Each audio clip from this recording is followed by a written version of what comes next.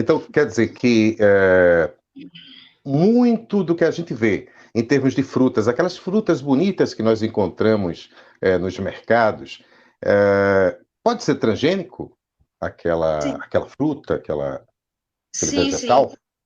Acredito que em sua maioria sim, eles são adulterados, porque você pode, uma das características que eu falei é a beleza. Você olha aquela fruta tão bonita, tão grande, ela como provavelmente ela teve uma adulteração sim, ela teve um incremento na sua plantação. E sem falar Ah, também que o tempo dela de prateleira é maior, né? Ainda É, além dela ela ser dura bonita, ela mais. dura mais. A durabilidade dela é maior do que se fosse uma fruta normal, sem agrotóxico nenhum. Então, isso conta muito. Então, se a gente for comprar uma banana hoje, daqui a 2 dias ela já está amarela, já está escurecida. Mas se for uma fruta com muito agrotóxico, no outro dia não, depois eu acho que em um mês ainda ela está do mesmo jeito, tá lá, bonita. É. mas e aí, Paloma Moara, como nós, simples mortais, que não estudamos nutrição, né, não somos especialistas nessa área, como podemos, então, garantir ou saber ou escolher no mercado os alimentos mais próximos possíveis do que categorizamos como alimentos saudáveis? Eu acho assim que hoje não tem um alimento feito mesmo, Paula disse, não tem um alimento saudável, 100% saudável. Se hoje for para escolher entre você estar fazendo uma feira no mercado e estar fazendo uma feira numa feira livre, se for comprar fruta, verdura, eu preferiria, é mais garantido uma feira livre do que no mercado, porque o mercado a gente não tem garantia, não tem procedência, apesar que na feira livre também não tem, mas ali você já tem um contato maior com o agricultor, ali ele sabe, ó, minha filha, esse aqui tá mais madurinho, esse aqui tá melhor. No mercado não, você vê até pela qualidade, tem uma resistência maior. Numa feira de rua não. Você pega uma fruta, você sente, você tata ela, você sente que ela tá mais molezinha. No mercado você vê que todas são iguais. Não tem diferença de um tá mais mole ou tá mais duro, não. São todos iguais. Parece que foi feita da mesma colheita. E na feira de rua, não. Na feira de rua, você ali tem um contato mais próximo com o agricultor. Então, eu acho assim que para você garantir, não tem como garantir. Uma única forma de você garantir que seja nem 100% natural, porque depende muito do solo, é você fazer uma horta em casa, que hoje em dia, assim, por tempo, por tudo, você não consegue manter. Se for para fazer, é melhor fazer ir para fazer e ficar na feira livre do que fazer uma feira de frutas, verduras no mercado. E é justamente você tocou num assunto extremamente importante para a gente, porque o nosso projeto implementado pelo Jarbas Passarinho, a nossa escola em Camela, está impactando positivamente a vida das pessoas, dos nossos alunos e do entorno, da comunidade escolar, das famílias, justamente isso. Por quê? Antes da pandemia, nós fazíamos o projeto internamente, fazíamos uma horta, os professores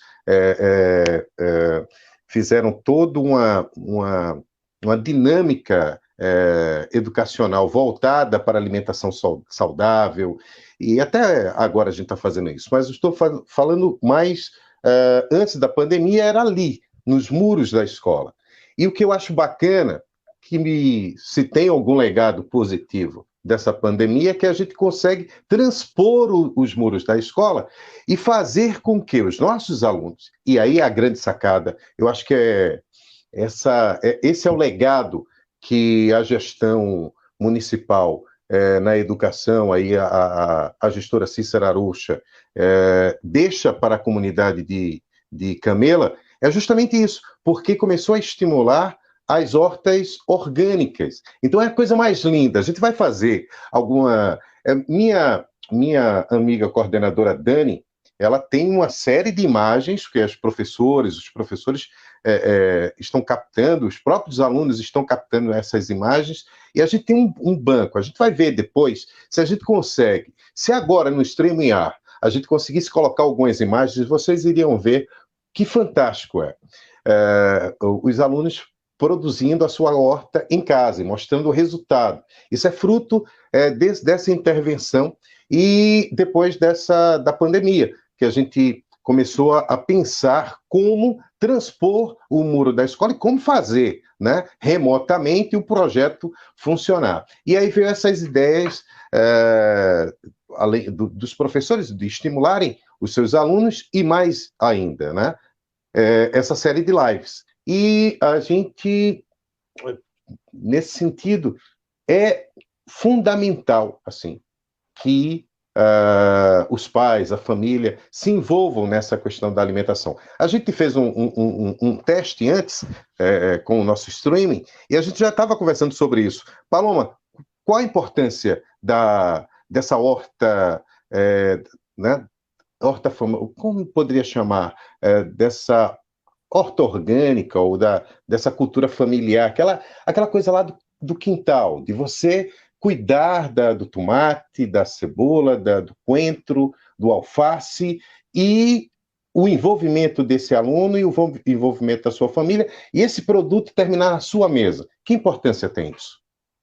Eu acho que é de grande importância, né? Eu acho que ali é uma junção de estar o filho, a mãe e o pai ali ensinando, né? Como é que se faz, vamos plantar um tomate, vamos plantar uma batata, como é que se faz. E mais gratificante ainda é para o filho estar todo dia ali, crescer um pouquinho, mãe, crescer um pouquinho. Melhor ainda é quando vai para o prato disso aqui. Essa aqui foi a batata ou inhame que eu plantei, mãe, porque foi assim, é um conjunto. Eu acho assim que nessa pandemia aí eu acho que todo mundo deu uma união e realmente a horta é uma coisa tão difícil hoje em dia para um pai ou uma mãe parar realmente para estar ajudando o filho a fazer um estudo, fazer uma horta em casa. Eu acho que é totalmente gratificante para a criança. Eu acho que vai ser um momento assim que ele vai lembrar. Eu estudei naquela escola e eu plantei minha primeira verdura ali em casa com meus pais, graças à escola que me deu a oportunidade de estar ali com meu pai e com a minha mãe, né? Então é um laço assim familiar e de escola que está ali junto com o aluno. Então os benefícios são muito grandes, ainda da criança aprender como é o crescimento, como ocorre todo o processo e ainda mais é gratificante para ele, para dizer assim, ó, foi eu que plantei e agora eu vou comer. Eu sei como foi feito. Eu acho assim, que a criança hoje em dia, ela perde esse tempo assim, de tanto estar no mercado e de ver. Eu quero aquilo, eu quero isso, e não sabe de onde realmente, qual foi o processo que teve até chegar no prato dela. E muitas Maria, vezes a criança desconhece o próprio alimento, porque não sabe como ele é, a aparência dele, só conhece o jeito que está no prato. aquela brincadeira que a gente tinha falado, né? Pergunta para a criança, de onde é que veio o leite? Ela, da caixinha, né? Porque não, na verdade. Maria Paula, queria te colocar também nessa conversa e nesse ponto, para você, qual a importância desse envolvimento familiar? Seria uma estratégia para fazer com que as crianças se alimentem de forma saudável? Porque você sabe, é muito difícil criança e adolescente comer de forma mais saudável. Até porque, não sei por que razão, e você poderia explicar isso, porque criança tem tanta aversão à comida natural, a tomate, a cebola, a salada. Por quê? É interessante, quando ela é pequenininha, né, de 2, 3 anos, você até consegue dar esses vegetais para ela, mas quando elas começam a crescer, ganhando opinião, eu digo que eu tenho uma menina de 11 anos de idade que é difícil para a gente fazer com que ela coma feijão, arroz e uma salada, tá? Elas preferem os embutidos, os enlatados, essas coisas assim. O mais fácil, né? O mais fácil.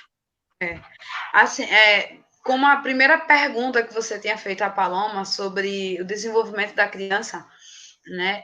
Os hábitos alimentares são adquiridos quando somos criança, tá? Sim. Então, a partir dos 6 meses, que é quando a gente começa a introdução alimentar dessa criança, a gente na nutrição, eu estou fazendo especialização nesse momento em materno-infantil, e é uma coisa muito interessante, porque a gente acha que a comida ela tem que ser servida. Vou fazer uma papa salgada.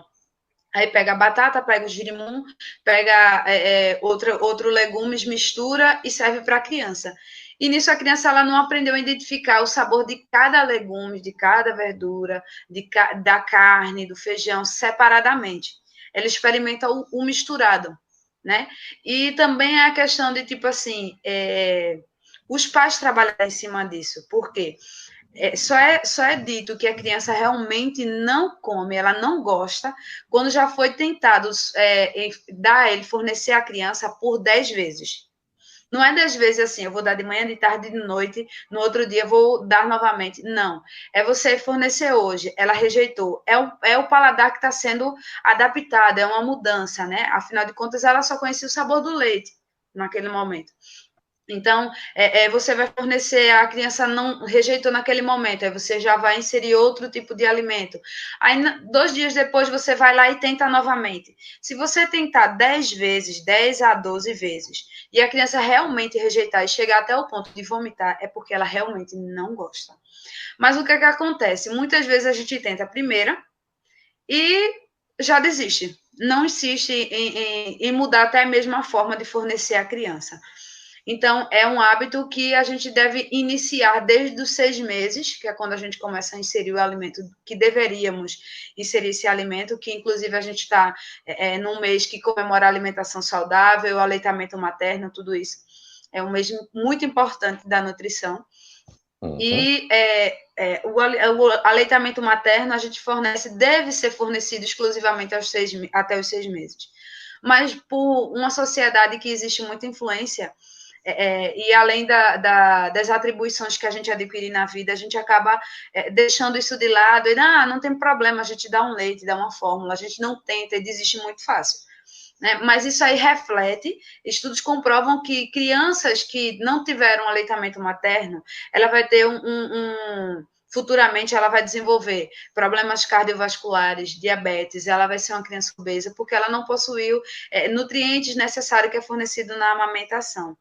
E ainda por cima, fornecimento quando a gente fornece os alimentos inadequados para a criança antes do tempo, né, que são açúcar, sal, doces, refrigerantes, salgadinho, essas crianças, elas automaticamente ela vai descobrir que existe algo que, sendo bem sincera, salgadinho é bom, cachorro-quente é bom, coxinha é bom, né? Mas isso não faz bem a gente, a saúde da gente, e a gente sabe disso, a gente tem a consciência. Mas eles não, mas eles vão ter a opção de comer algo que não é saudável, porque ele já experimentou. Um exemplo que a gente tinha na faculdade é que, não sei se vocês já comeram macaxeira com leite. Na minha mente não entra. Mas uma criança que saiu do aleitamento materno e eu fornecer isso a ela, para ela isso é normal. Ela vai conhecer aquele alimento e provavelmente ela vai gostar, porque ela não conhece uma macaxeira salgada adicionada de sal, ela não conhece uma macaxeira com carne, ela desconhece isso. Ela está aprendendo, criando esse mundo, né? Então, e depois disso tem a fase em que a criança ela começa a se alimentar junto com a família. Né? Ela vai seguir o horário, antes ela segue o horário dela, né? O horário da refeiçãozinha dela. Mas a partir de 1 ano, 9 meses por aí, ela já começa a sentar à mesa com os pais, a comer no mesmo horário que os pais, comer a mesma refeição que os pais, né? E nisso, a gente costuma dizer que pai, mãe e todos que se envolvem com essa criança, eles são um modelo. Então, se eu chego para o meu filho e digo assim, você tem que comer tomate, você tem que comer alface, você tem que comer cebola, mas no meu prato não tem nada disso. Como é que eu vou dizer ao meu filho que ele tem que comer se eu, que sou o modelo de vida do meu filho, não estou comendo? Então, uma das coisas que dificulta inserir esses alimentos na criança e para a criança crescer com esse hábito de comer isso é que na mesa é só ele que tem só ele que tem que comer aquilo, eu não tenho que comer. Aí ele vai olhar e vai dizer assim, meu pai e minha mãe não comem, por que eu tenho que comer? Aí a criança começa a rejeitar e aí ela vai crescendo sem esse hábito, porque a família em si não tem o hábito disso. Aí, quando ele vem para a escola, aí vem com os 2 anos, que a gente costuma dizer que até os 2 anos a gente deve evitar doces, salgados, esses alimentos industrializados, porque a partir dos 2, quando normalmente se coloca a criança na escola, já não existe mais um controle. Né? Tem um coleguinha que a mãe não liga para isso, vai dar ele salgadinho, vai dar um biscoito doce para ele comer. Aí o seu filho, aquelas crianças gostam de partilhar, né?